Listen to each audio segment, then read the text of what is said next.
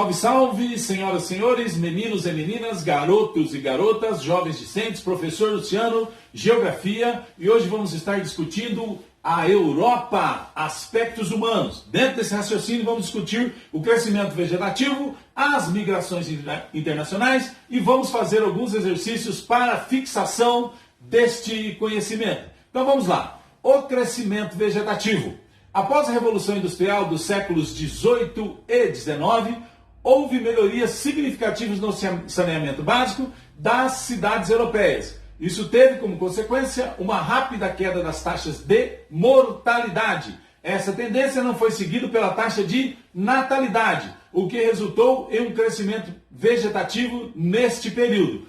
Meninos, senhoras e senhores, garotos e garotas, vamos entender o seguinte: crescimento vegetativo é igual taxa de natalidade menos taxa de mortalidade. Bem, dentro desse raciocínio, a crescente urbanização do continente, acelerada a partir do início do século XX, elevou o padrão de vida da população, ampliou o acesso à educação escolar, aumentou o mercado de trabalho para as mulheres e facilitou a divulgação e o uso de métodos anticoncepcionais, principalmente a partir da segunda metade do século passado.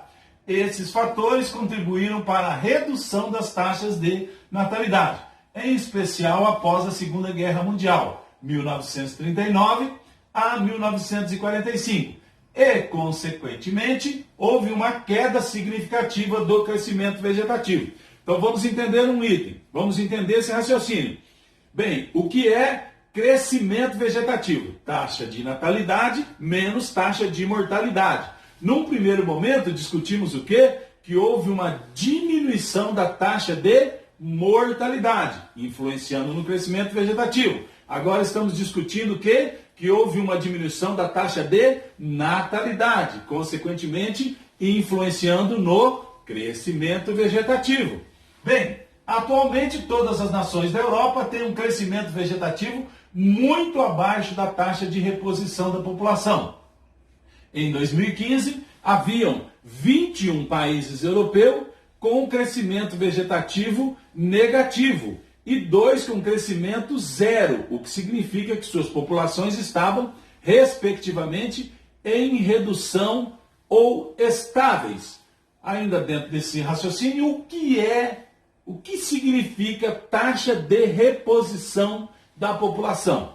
Considera-se que, para que a população de um país mantenha-se estável, é necessário que a taxa de fecundidade fique acima de 2,1 filhos mulher em idade fértil, na maior parte dos países com idade entre 15 e 49 anos. Acima dessa taxa, a população absoluta tende o quê? A crescer, a aumentar. Abaixo de 2,1, o que é que tende a acontecer?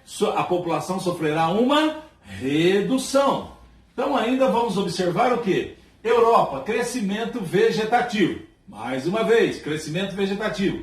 Taxa de natalidade menos taxa de mortalidade, certo? Acabamos de discutir o quê? Que a taxa de reposição é acima, tem que estar em 2,1, certo? Acima dessa taxa, nós vamos ter um aumento da população. Abaixo dessa taxa, nós vamos ter que uma diminuição da população. Neste mapa mostra o que? Europa, crescimento vegetativo em 2015. Existem colorações para nos descrever o que quer dizer o mapa. Então, abaixo de zero, tem uma coloração amareladinha, mais clara, um pouquinho mais esverdeadinho, está dizendo de 0,1 a 0,2%, e o verde mais escuro de 0,21 a 0,80, certo? E em branco, sem dados. Nós observamos que o quê? Que a Europa, em particular, como um todo, está o quê? Com o seu crescimento vegetativo, certo? Em zero, certo? Acabamos de discutir, pontuamos o quê? Que tem que estar de 2,1 filhos por mulher, no caso, para que aconteça o quê? Para que esse crescimento vegetativo fique zerado, normal, certo? Acima de 2,1, então nós vamos ter uma resposta positiva, ou seja, vai ter um aumento do crescimento da população abaixo de 2,1, nós vamos ter o quê? Provavelmente uma diminuição da população. Então vamos lá, a previsão é de que as taxas de crescimento vegetativo continuem diminuindo e que mais países passem a ter crescimento vegetativo negativo nos próximos anos. Então, ou seja, taxa de natalidade, crescimento vegetativo, taxa de natalidade menos taxa de mortalidade. Crescimento vegetativo baixo pode trazer problemas econômicos, pois a parcela jovem da população torna-se cada vez menor, podendo provocar falta do que? De mão de obra. Outra consequência é o aumento do número de pessoas idosas recebendo benefícios dos órgãos da Previdência Social. O gasto público com esses benefícios torna-se crescente, o que pode gerar desequilíbrio nas contas estatais. Para tentar solucionar esse problema, vários países europeus abriram suas fronteiras para receber o quê? Imigrantes. Então, ou seja, o crescimento vegetativo está abaixo do normal, abaixo da reposição da população. O que é que acontece? Abre-se para quê? Para chegar mão de obra de fora, mão de obra externa, certo? Porque nós crescimento vegetativo, taxa de natalidade menos taxa de mortalidade.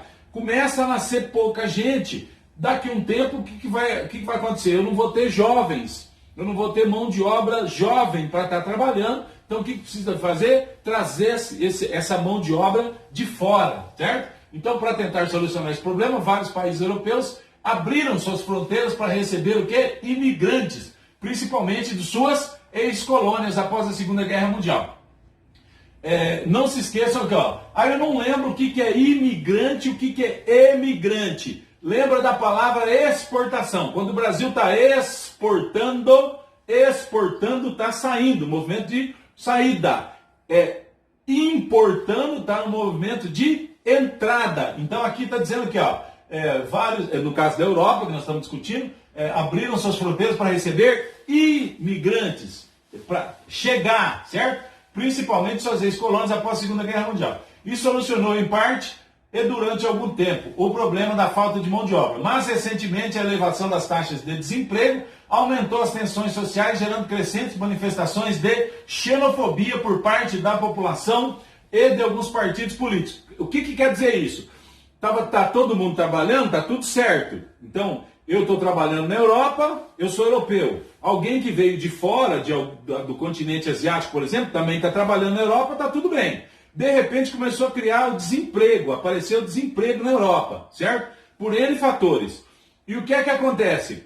Agora, um europeu está desempregado e ele começa a ficar o quê? Com raiva desse asiático que está trabalhando e está ocupando o posto de serviço que poderia ser dele, e aí começaram as manifestações de xenofobia. O que é xenofobia? Aversão e intolerância a estrangeiros. Muitas vezes manifesta-se por meio de discriminação a aspectos físicos das minorias, como cor da pele ou tipo de cabelo. Também é comum preconceito contra expressões culturais e repulsa e objeção a crenças religiosas, idiomas, hábitos alimentares, formas de vestimenta e etc.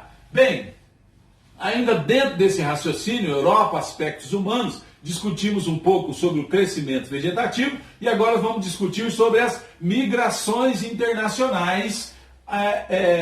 Até a Primeira Guerra Mundial, 14 a 18, a Europa apresentava altas taxas de emigração. Acabei de falar sobre isso. Emigração. Lembra de exportação, tá? Movimento de saída. Emigração. O pessoal saía da Europa. Ou seja, era um continente que perdia população para outras regiões do planeta. Desta forma, os europeus povoaram as Américas, a Austrália e pontos isolados da Ásia e da África. Entre os países europeus que tiveram maior número de emigrantes, certo? Movimento de saída, estão Reino Unido, Espanha, Alemanha, Itália e Portugal. Após a Segunda Guerra Mundial, 39 a 45, os fluxos populacionais se inverteram e a Europa passou a ter uma forte imigração. Imigração, movimento do que? De entrada na Europa, ou seja, passou a receber população atraída pela rápida recuperação econômica de alguns de seus países.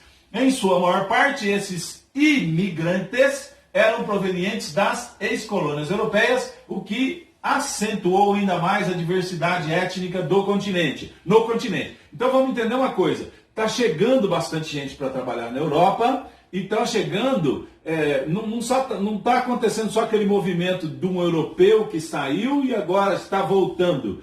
Está entrando também, certo? Estão chegando imigrantes, mas de outras nacionalidades, pessoas com costumes diferentes, com religiões diferentes, com costumes alimentares, de vestimentas diferentes. Isso causa uma diversidade étnica muito grande no continente. E acabamos de discutir que dentro desse contexto também das migrações internacionais, devido a um dos fatores, né, ao desemprego, também ocasionou o que nós chamamos de xenofobia. Bem, nas últimas décadas do século XX, a Europa continuou a ser um continente imigrante, mas a origem dessas pessoas tornou-se a mais diversificada. A migração interna aumentou, as pessoas então andando dentro do continente europeu aumentou, ou seja, intensificaram-se os deslocamentos de pessoas entre países de dentro da própria Europa. Inicialmente, gregos, italianos, espanhóis, portugueses e irlandeses procuravam trabalho nos países de economia mais desenvolvida, como o Reino Unido, França e Alemanha. Depois de 1985, com as crises nos países socialistas da Europa Oriental e com o fim da União das Repúblicas Socialistas Soviéticas, URSS, 1922 a 1991, os maiores fluxos passaram a ser de pessoas provenientes do leste do continente, principalmente albaneses, romenos, ucranianos, pessoas naturais das nações que formavam a Iugoslávia, de 1918 a 1992, e os húngaros.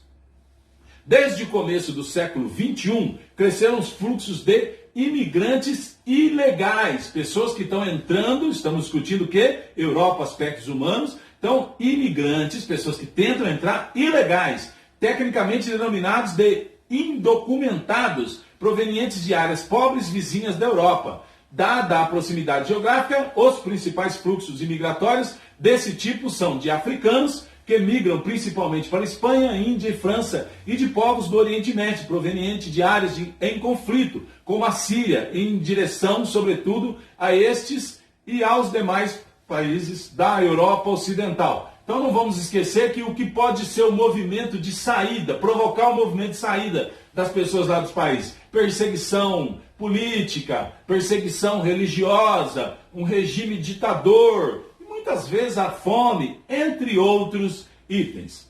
Bem, aqui está mostrando um muro. Na tentativa de conter a onda de imigração, o governo espanhol, com a ajuda da União Europeia, construiu em Ceuta e em Melilla cercas fortificadas e vigiadas ao longo de sua fronteira com o Marrocos. Na foto, imigrantes vindos do Marrocos tentam transpassar a cerca em Melilla, Espanha, em 2015. Aqui está mostrando essa cerca para tentar impedir a entrada de imigrantes. Bem, eu quero agradecer a você, muito obrigado e até mais.